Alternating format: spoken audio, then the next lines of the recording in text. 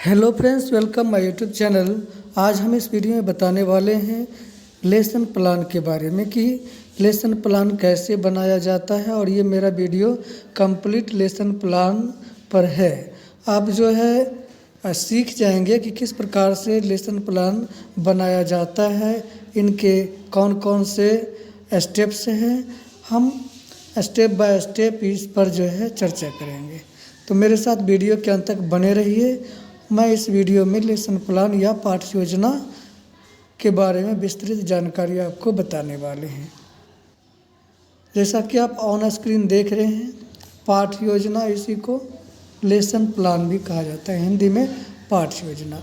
और ये मेरा वीडियो है हिंदी गद्य पर। लेसन प्लान जो ये मैं आपको बताने या समझाने जा रहा हूँ, इसमें हिंदी विषय का है और क्लास 6 क्लास के जो है बच्चों के लिए है। तो इस प्रकार से बनाया जाएगा। सबसे पहले क्या है, पाठ्य योजना का नाम लिखेंगे 1 2 3 4 5 जो भी आप है, पहला दूसरा तीसरा। इसके बाद विषय, किस विषय पर आप पाठ्य योजना या लेसन प्लान बनाने जा रहे हैं। इसके बाद क्या है, कक्षा किस विषय के लिए है। इसके बाद विद्यालय का नाम, जिस विद्यालय में आपका लेसन प्लान करने जा रहे हैं टीचर ट्रेनिंग कॉलेज की तरफ से, तो ये विद्यालय का नाम भी डालना है। इसके बाद क्या है, दिनांक, किस डेट को आप पढ़ाने जा रहे हैं इस पाठ्य योजना को। इसके बाद कालांश, जो कौन से जो है फर्स्ट घंटी, सेकेंड घंटी या प्रथम या द्वितीय या तृतीय जो भी है उसमें ये होगा, ठीक है। इसके बाद है समयावधि, समय कितने मिनट का है, 40 मिनट या 45 मिनट या 35 मिनट, जो भी होगा आपको समय मिलेगा पढ़ाने का या वहाँ के रूटीन के अनुसार इसमें आप समय डाल देंगे। हम इसलिए इसको ब्लैंक छोड़ दिए हैं, आप अपने अनुसार डाल देंगे। इसके बाद क्या आएगा, प्रकरण। ये जो है प्रकरण, जिसको टॉपिक पे हम कहते हैं कि किस प्रकरण को या किस टॉपिक को हम पढ़ाने जा रहे हैं। ये सब ब्लैक बोर्ड पर पहले लिखा जाएगा और आपके जो है लेसन प्लान के भी फ्रंट पेज में इस प्रकार से बनाया जाएगा। इसके बाद क्या है, सामान्य उद्देश्य। सर्वप्रथम क्या होता है कि हम पढ़ाने जो जा रहे हैं लेसन प्लान, तो उसका उद्देश्य क्या है। तो इसमें सामान्य उद्देश्य होता है, विशिष्ट उद्देश्य होता है। सामान्य उद्देश्य में जो है, जैसे मेरी माँ प्रकरण से है, तो सामान्य उद्देश्य हिंदी विषय है, तो इसमें सबका एक ही जैसे होगा। सामान्य उद्देश्य जैसे छात्रों को स्वाध्याय की प्रेरणा देना, जो छात्र अपने आप से अध्ययन कर सके, बुक का स्टडी कर सके। इसके बाद सेकेंड है, छात्रों में मातृभाषा के प्रति रुचि उत्पन्न करना है। हिंदी मातृभाषा भी कहा गया है, तो मातृभाषा के प्रति जो है छात्रों में रुचि होगी, उत्पन्न होगी। इसके बाद क्या है, छात्रों को पाठ में आए हुए कठिन शब्दों के उच्चारण में अभ्यास कराना। जो भी कठिन शब्द आता है उसके जो है प्रकरण में, उस पाठ में, तो उसको हम उच्चारण करवाएंगे। ये मेरा उद्देश्य है, ताकि उसको शुद्ध वह पढ़ सके। इसके बाद है छात्रों के पाठ के गद्य भंडार, सूक्ति, मुहावरे, लोकोक्ति जो भी है उसमें है, विलोम है या फिर है, तो क्या क्या है उसमें वृद्धि करना। मान लीजिए शब्द भंडार। इसके बाद है सूक्ति, मुहावरे की तरह भी होता है हिंदी भाषा में, तो उसको जो है लोकोक्ति, लोकों में जो कही जाने वाली जो शब्द है, वाक्य है, तो वो सब जानकारी देना। इसके बाद छात्रों को विभिन्न रचनाकारों की शैलियों से परिचित कराना। जो भी होते हैं कथाकार या कविताकार, तो किस शैली में वो लिखते हैं, तो उससे परिचित कराना, ठीक है।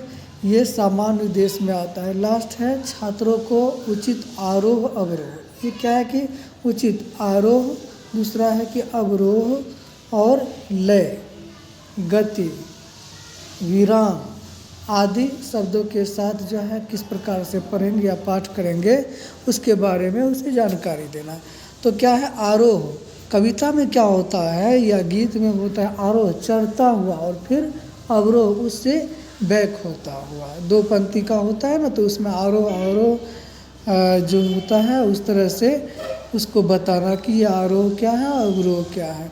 के बाद लय, जैसे कविता है तो एक लय में पढ़ना, कहानी भी है तो लय में पढ़ा जाता है तो रोचक होता है, सुनने में इंटरेस्टिंग होता है। गति के साथ, किस गति के साथ उसे पढ़ना है तो ये बताना। इसके बाद क्या, विराम चिन्ह अल्प विराम या पूर्ण विराम चिन्हों के बारे में बताना कि अल्प विराम में थोड़ा विराम होता है और पूर्ण विराम में वाक्य पूरा होने पर तो इस प्रकार से रुका जाता है, फिर वहाँ से पढ़ा जाता है। ये सब जानकारी देना, ये सब हिंदी विषय या किसी भी लैंग्वेज का सामान्य उद्देश्य हो सकता है।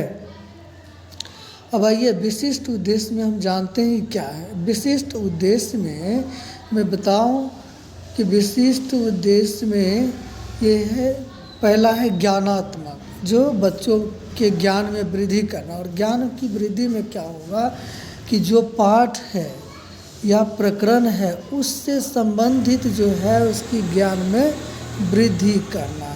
तो छात्रों को मेरी माँ पाठ का ज्ञान कराना। ज्ञानात्मक उद्देश्य में ये है कि छात्रों को मेरी माँ पाठ का ज्ञान कराना। सेकेंड क्या है, इस तरह का होगा, जो प्रकरण होगा उसके अनुसार उनका ज्ञानात्मक या ज्ञान की वृद्धि के संदर्भ में वो बदल जाएगा। छात्रों को पाठ की भाषा के तत्वों का ज्ञान कराना, जो भाषा का तत्व है कुछ उसका ज्ञान कराना। छात्रों को शुद्ध उच्चारण के साथ हाव भाव सहित वाचन करने की योग्यता प्रदान करना, और ये छात्र इस तरह से करेंगे। इसके बाद है ज्ञानात्मक उद्देश्य के बाद सेकेंड उद्देश्य क्या है कि अवबोधात्मक, जो हम पढ़ाते हैं बच्चों को किस प्रकार से अवबोध होता है या जानकारी होता है। साधारण अर्थों में हम कर सकते हैं जानकारी या उसका बोध होना। तो हमारा उद्देश्य है बच्चों को उस प्रकरण के बारे में अवबोध कराना। तो क्या है, छात्रों में मेरी माँ पाठ को परिभाषित करने की योग्यता का विकास करना, उस पाठ से संबंधित जो योग्यता है उसका विकास करना कि मेरी माँ है तो माँ के संदर्भ में जो है किस प्रकार की जो है माँ का प्यार होता है या भूमिका होती है या पालन पोषण, इसके बारे में उसकी योग्यता का विकास करना। सेकेंड है छात्रों को मेरी माँ पाठ के महत्व की व्याख्या करना, माँ का क्या महत्व है या उसकी क्या जो है भूमिका है उसके बारे में हम बच्चों को मेरा उद्देश्य है या जो छात्राध्यापक होता है उसका उद्देश्य होता है व्याख्या करके बताना, और छात्र उसके बारे में जानकारी प्राप्त करेंगे। नेक्स्ट है कौशलात्मक। अब कौशलात्मक कौशल से संबंधित हो सकता है उद्देश्य छात्रों में चित्र के माध्यम से प्रदर्शन करने की योग्यता का विकास करना। चित्र, बैन, आर्ट, चार्ट ये सब जो होता है या टेक्स्ट बुक में होता है तो ये चित्र क्या कह रहा है उसको पहचानने की योग्यता प्रदान करना, ये कौशलात्मक उद्देश्य है। चित्र से ही जो है बच्चों में वो ज्ञान आ जाएगा कि इसका क्या कहानी हो सकता है। नेक्स्ट है छात्रों को शुद्ध स्पष्ट आरोह अवरोह पूर्वक यति गति विराम चिन्हों का उचित प्रयोग करते ही वाचन कौशल का विकास करना। वाचन कौशल जो है इसमें क्या क्या जो है किस प्रकार से पढ़ा जाता है, स्लो, फास्ट या फिर यति गति के साथ वो बताना। एक है कि मैं थोड़ा वीडियो लंबा ना हो जाऊँ, थोड़ा जल्दी बोल रहा हूँ, और यदि आप जो है इस वीडियो को पूरा देखने चाहते हैं तो रिप्ले करके बार बार देखेंगे तो आपको स्पष्ट रूप से समझ आ जाएगी। नेक्स्ट है रुच्यात्मक उद्देश्य। अब पाठ में रुचि कैसे उत्पन्न होगी इससे संदर्भित है।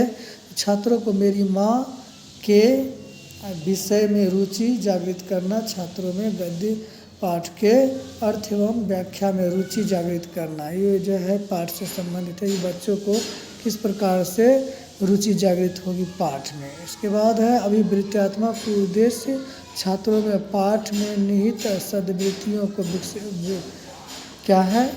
विकसित करना। तो ये सब क्या है कि अभिवृत्त्यात्मक। अब आइए जानते हैं कि क्या क्या हमें पढ़ाने की आवश्यकता होगी पढ़ाने के लिए। तो वो सब साथ में लेकर के जाना पड़ता है या उस विद्यालय में व्यवस्थित रहता है, लेकिन जहाँ तक मेरी जानकारी में है और जहाँ से मैंने बीएड किया है तो सारी सामग्री मुझे पढ़ाने को लेकर के लेसन प्लान में साथ में जाना पड़ता था।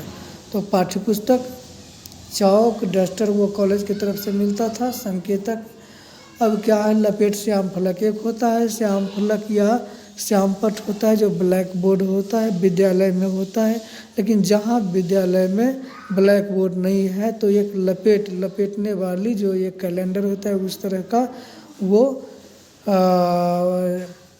फलक होता है, उसको कह सकते हैं या श्याम पट कह सकते हैं। उसको जो है लपेट करके ले जाया जाता है, तो ये भी होता है, तो अपने साथ ले जाया जाता है। इसके बाद है कि बच्चा क्या उस प्रकरण से संबंधित पूर्व ज्ञान रखते हैं, तो हाँ, छात्र पूर्व कक्षाओं में मेरी माँ संबंधित सामान्य जानकारी रखते हैं, या जो प्रकरण हम पढ़ाने जा रहे हैं उसके बारे में बच्चे पूर्व से जानकारी रखते हैं। इसके बाद क्या है, प्रस्तावना में 3-4 क्वेश्चन होते हैं, 1 2 3 4, ये 4 क्वेश्चंस हैं और छात्र उत्तर देंगे 3, या चौथे में क्या होता है कि बच्चों के बीच जो है समस्या उत्पन्न हो जाता है, तो वहाँ से हम बोलेंगे अच्छा बच्चों आज हम इस जो है प्रकरण या इस जो है प्रकरण या टॉपिक के बारे में विस्तृत अध्ययन करेंगे। तो ये है प्रस्तावना। के बाद आपका उद्देश्य कथन होता है कि 3-4 क्वेश्चन प्रस्तावना के बाद क्या होता है कि उद्देश्य कथन कहना पड़ता है। तो आज हम मेरी माँ नामक गद्य पाठ का अध्ययन करेंगे। इसके बाद क्या होता है कि शिक्षण बिंदु में क्या होता है कि सक्रिय होते हैं छात्राध्यापक और छात्र दोनों सक्रिय होते हैं। छात्राध्यापक क्या करते हैं कि आदर्श पाठ करते हैं, अपने यति गति आरोह अवरोह को ध्यान में रखते हुए, और छात्र जो है सुनते हैं कक्षा में। उसके बाद है अनुकरण वाचन, छात्रों से 2-4 छात्र छात्राओं से करवाया जाता है कि इस पाठ से कुछ लाइन या पैराग्राफ पढ़ करके सुनाओ। उसके बाद है काठिन्य निवारण, जो बच्चे को कठिन शब्द दिखाई पड़ता है तो उसको हम नोट डाउन कर लेते हैं ब्लैक बोर्ड पर, और उन कठिन शब्दों को हम निवारण करते हैं।